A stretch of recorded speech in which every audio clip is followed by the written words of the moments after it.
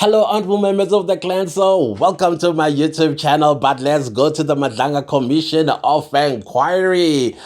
Guys, this Commission of Inquiry right now, the witness Andrea Johnson, it finishes every ounce of strength I have in my body because I have never seen so many concession from a professional.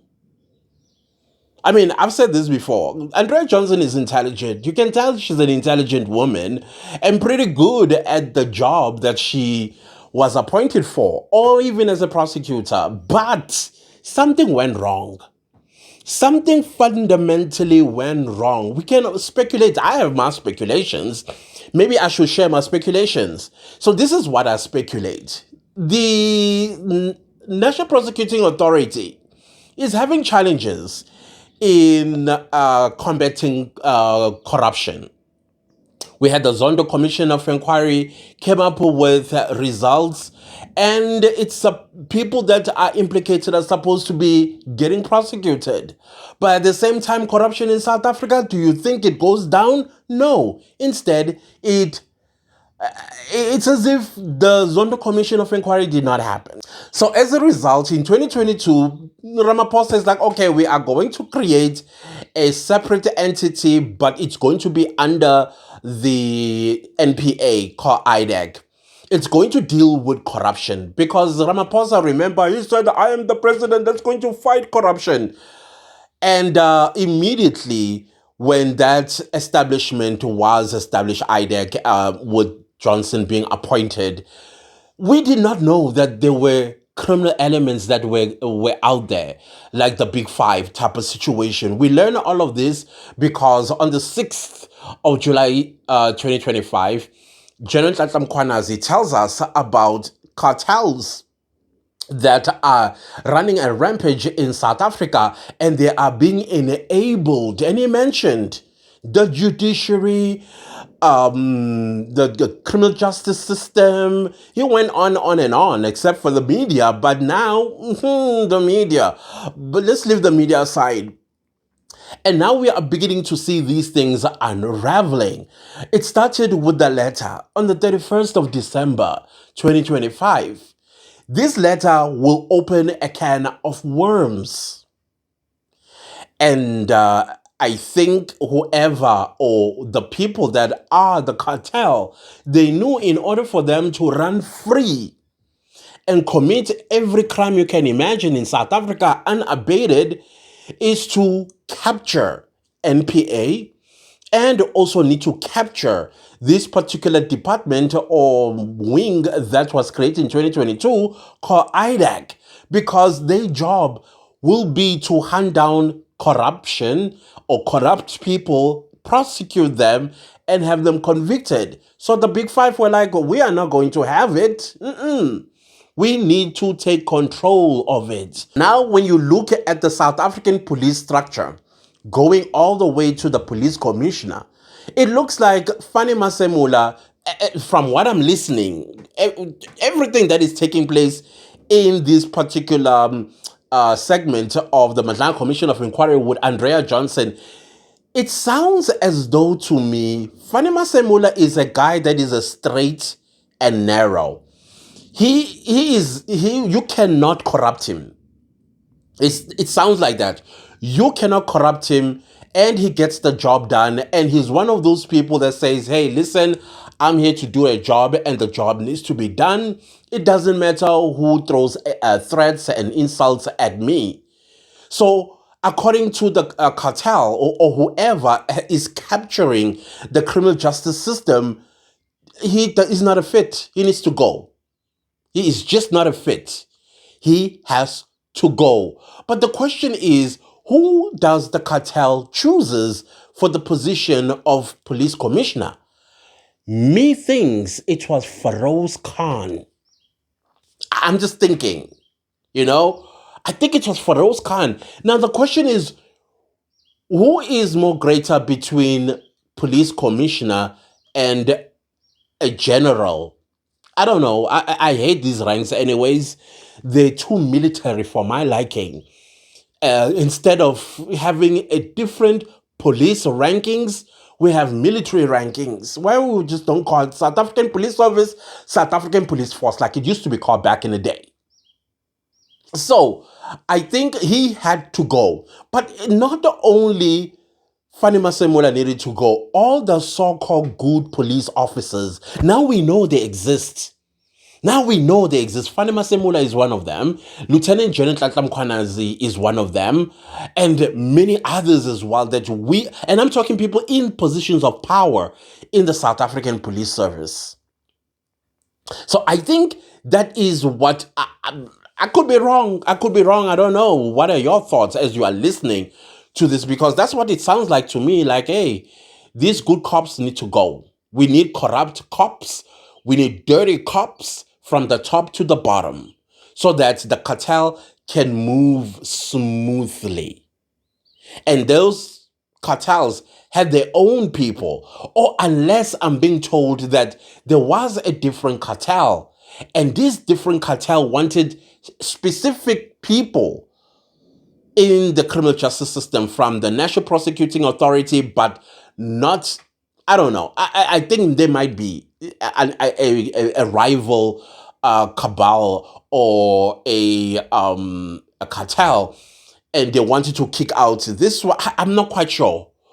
My mind is just running wild, and I'm just thinking, no, something big was actually happening. And Andrea Johnson, when you listen to her as she was questioned yesterday, who was behind? Okay, I know she sounds almost like she's crying. That's just how I just beat myself. That's just how she speaks. From what I pick up, but you could tell that she's nervous at answering this question. The question now is, does she know the boss? Who is the boss of the five or the big five? Who are the people that attempted or actually captured her? So she dilly-dallied around that question, and I think even the commissioners gave up on that. But of course, the inference that's going to be drawn out of that is that she's handled. And I think she is handled, unfortunately. And because when she answers questions that are straightforward, she sounds almost like a person that is having a stroke. And I'm not speaking like physically, like speaking gibberish almost, like you don't understand what she's saying. That's what I'm saying. And the commissioners will actually let her know that what you just said doesn't make sense. Even herself should come back and concede to that. She's like, yeah, it didn't make sense, did it? And I'm like, okay, what sort of evasion is this? Because she was evading very fundamental questions. And I don't think she would just voluntarily say, oh yeah, by the way, I'm also handled by, and by the way, all of these things that we are discussing here, it started by Kat Machala or somebody of that nature. I don't think so. Now, here's something that really got me thinking as well about Fannie Masemola and the charges that were bestowed on him, which was the PMFA. And then it hit me. In fact, it not even hit me. I got educated by the commissioners that, but listen, there will be a prejudice against Fannie Masemola, whom you charged with a violation of PMFA or overlooking things in a PMFA, and then you lumped him with Kat Machala and all the people that are actually charged with fraud and corruption. PMFA violations versus fraud and corruption. So that means somewhere inside there, Fannie Masemola was going to fall in the cracks and end up being prejudiced by the trial, where if they are found guilty, he will be sentenced to the same sentence and conviction as his co-accused. And yet he was never charged with fraud and corruption. He was only charged with complacency of the PMFA. And now the question I was asking, I was like, if you are going to charge the police commissioner, the National Police Commissioner, of being complacent with PMFA, what about the Chief Financial Officer, whom now, by the way, is our acting National Police Commissioner? Yeah, Pulen Dimpane. If you are going to charge the National Police Commissioner for violation of the PMFA, hey, the person that signs the checks, which is the current National Police Commissioner acting, Dimpane, why didn't you charge her? But you promoted her. But then again, I'm like, time will tell. But I foresee what just happened to General Kumalo, all charges being withdrawn. Same thing with Fannie Masemola. I think Fannie Masemola, and I've said this before, that to charge him and actually drag him to court for this, it doesn't make sense to me. Because to me, if you are complacent with a legislation, that is a disciplinary thing. It's not put handcuffs, throw him in the back of a van, and let him go to trial. I didn't see it that way, and I still don't see it that way. This is a matter of discipline. He was complacent when it came to the PMFA, but he's not alone. He did not sign the check alone. He co-signed the check with the CFO, who is now the National Acting Police Commissioner.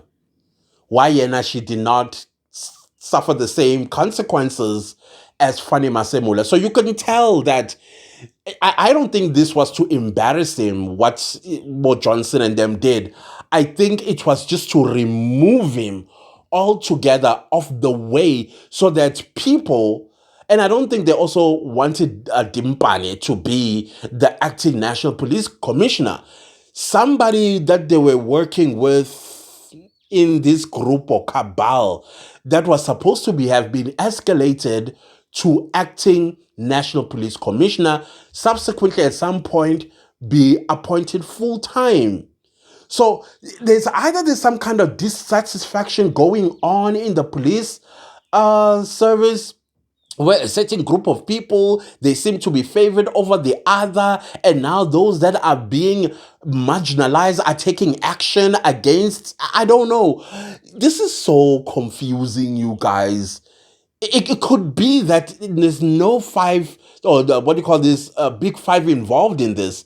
This is just police and against police, and then they're involving NPA and IDAC as tools to hit at each other. It could be that as well. But I think the big five is definitely involved because they need to capture the criminal justice system. And in order to capture the criminal justice system, you need to start with the police and the magistrates.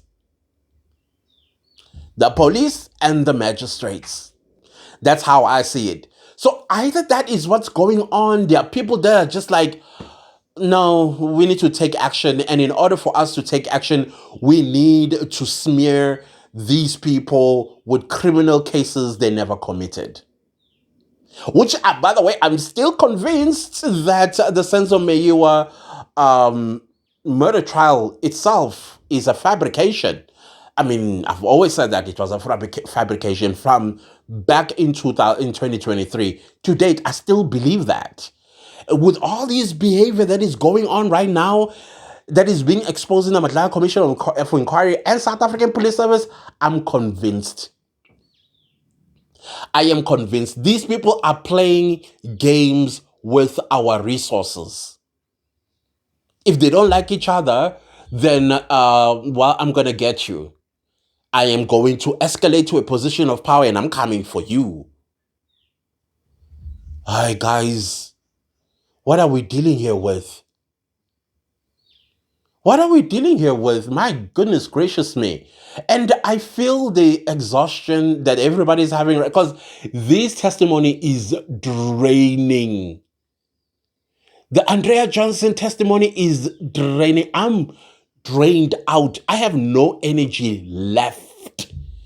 Because you are trying, your brain is overworking. It's asking lots of questions like, what am I exactly listening to here? South Africa. Hey, so vuthiwe. I am telling you, this is a lot. But from what I've been hearing, there needs to be heads that needs to roll. There needs to be people slapped with handcuffs. There needs to be people prosecuted, including Miss Andrea Johnson herself. And I think she already knows that she's in trouble. And the concessions she's making as well. I don't know, maybe she's trying to build mitigation that, hey, don't take me to jail for too long. I did concede to this, I did concede to that. In the Madlanga Commission of Inquiry, if I were her, I would turn into a state witness. I think, well, she's a good lawyer, so I guess she would know what to do. I think she would know what to do. Hey, I know somebody's going to say if she was a good lawyer. I know, I get you. I get you. You know, intelligent people do stupid things too. I'm telling you. And when an intelligent person does a stupid thing, in Zulu we say kuba umnuku. It means it becomes disgusting. Like, you should have known better. You do not want to accept any excuses from them because they should have known better. And I think she should have known better. Whether it's the cartel that captured her, I mean, she should have known better. Or there's a cabal within the South African police service and she allowed herself to be used as a tool because she holds a very important decision making when it comes to prosecutions. Whether the people that she needs to apply Section 27 or Section 28 on, they are innocent or guilty, she doesn't care. She's with a cabal. Yo, guys. Make my mind or take my mind at ease, guys. You see, even my English is going away. Somebody please explain this to me. Explain it to me like I'm a child. Because, wow. Anyways, I thought let me share with you my thoughts about what I'm hearing coming from Andrea Johnson and me speculating as to what's the real reason behind all of this. And then thirdly, why Dimpani was never charged for complicity in the PMFA. Why it had to be Fannie Masemola. Fourthly, the end of PKTT. It's now becoming clearer and clearer and clearer why it needed to end and why the minister was quite enthusiastic in getting rid of them. 6th of July 2025. That's all I can say. That's all I can say. And that, guys, let's continue listening to Miss Andrea. I hope they do finish at lunch because I am drained by this testimony. I really am. So we'll see who's the next witness. Or we're also going to hear the ruling about Kareem's application. I hope this application is going to rule against him because there's no way we're going to be played like this. The last time he was on the stand, was it March? And then he's been running ever since. Either he gets arrested or we go to the Madlanga ward where he's at. No. So let's hear what Madlanga has decided, and it will be quite interesting to hear. Other than that, guys, let me see you later. Goodbye.